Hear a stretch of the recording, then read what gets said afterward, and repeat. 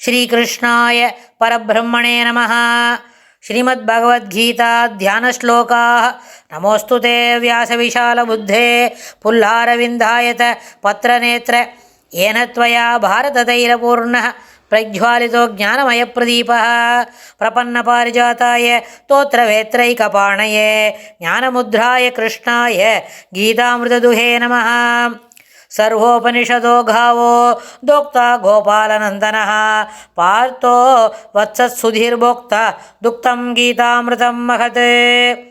वसुदेवसुतं देवं कंसचाणूरमर्दनं देवकी परमानन्दं कृष्णं वन्दे जगद्गुरुम्. तद् ஐந்தாவது அத்தியாயத்தில் கர்ம சந்நியாச யோகத்தில் 12வது ஸ்லோகம். யுக்தः கர்மபலம் त्यक्त्वा शान्तिम् आप्नोति नैष्ठिकीम्. अयुक्तः कामकारेण फले सक्तो निबध्यते. युक्तः कर्मफलं त्यक्त्वा शान्तिम् आप्नोति नैष्ठिकीम्.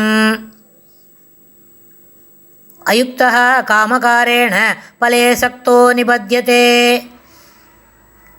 இந்த ஸ்லோகத்தில் யுக்தா யோகத்தை கூடியவன். யுக்தன் என்றால் என்ன?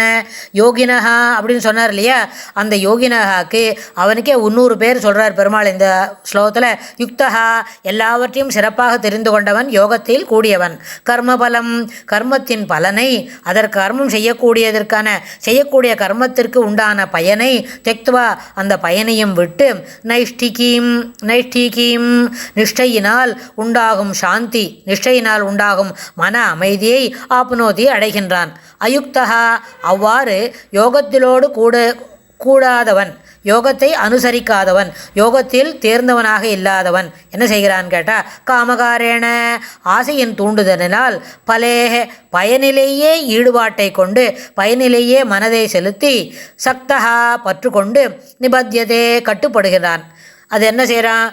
காமகாரேன அதாவது விருப்பத்துக்கு இந்த வேலையை செய்கிறோம், இதெல்லாம் இந்த பலன்லாம் கிடைக்கணும், இதெல்லாம் செய்ய போகிறோம், அதெல்லாம் செய்துன்ட்ருக்கோம் அப்படின்னு சொன்னால் அவனுக்கு என்ன ஆகுது? ஒரு பற்றின் அடிப்படையினால் அந்த வேலையை செய்கிறான். அதனால் அவனுக்கு என்ன நடக்கிறது? சிலதெல்லாம் கட்டுப்பட்டு வேலை செய்கிறான். அதில் சில முக்கியமானது அவனுக்கு அந்த நைஷ்டீகியம் அப்படி சொல்கிறாரு. அது நிஷ்டையினால் வரக்கூடிய மன அமைதி அது கிடைக்காமல் போகிறது. ஆனால் இந்த நைஷ்டிகியம் சாந்திம், அதாவது சாந்திம் என்று சொன்னால் என்ன? மன அமைதி. அது நைஷ்டிகம் சொன்னால் நிஷ்டை. அந்த நிஷ்டையினால் கிடைக்கக்கூடிய அமைதி ஒரே ராத்திரியில் ஒரு ஸ்லோகத்தில் சொன்னோடனே வராது. ஓவர் த பீரியட் அது தொடர்ந்து பழக்கப்படுத்தி கொள்ளுறதுனால வரும். அது எப்படின்னு கேட்டால், முதல்ல வர்றது என்ன? சத்துவசுத்தி.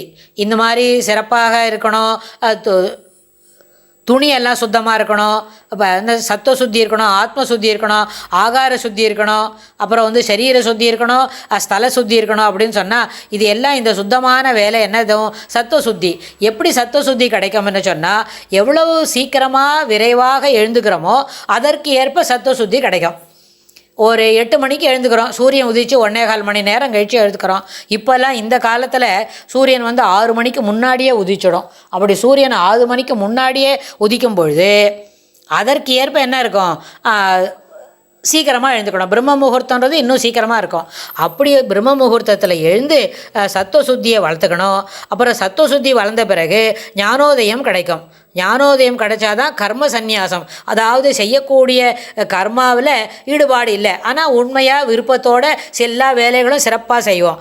இப்படி செய்த பிறகு தான் ஞானம் நிலைவையாக இருக்கும். ஞானம் நிலையாக இருந்த பிறகுதான் அதனால் சாந்தி கிடைக்கும். அதனால் சத்துவசுத்தியில் இருந்து துவங்கி ஞானோதயம், கர்ம சந்நியாசம், ஞானம் நிலைத்தேல் இவற்றை தொடர்ந்து இறுதியில் கிடைக்கக்கூடியதே ஒரு அமைதி. அந்த அமைதி பழக்கத்தினாலும் தொடர்ந்து இதுபோல கர்மங்களை செய்து கொண்டு இருப்பதினாலும் ஈஸ்வர கிருபையினாலுமே கிடைக்கும் என்பதை இந்த ஸ்லோகத்தில் பெருமாள் சொல்லி கொடுக்குறார். அடுத்த ஸ்லோகத்தில் இன்னும் என்ன சொல்கிறாருன்னு நம்ம பார்க்கலாம். ஸ்ரீகிருஷ்ணாய துப்யம் நமஹ.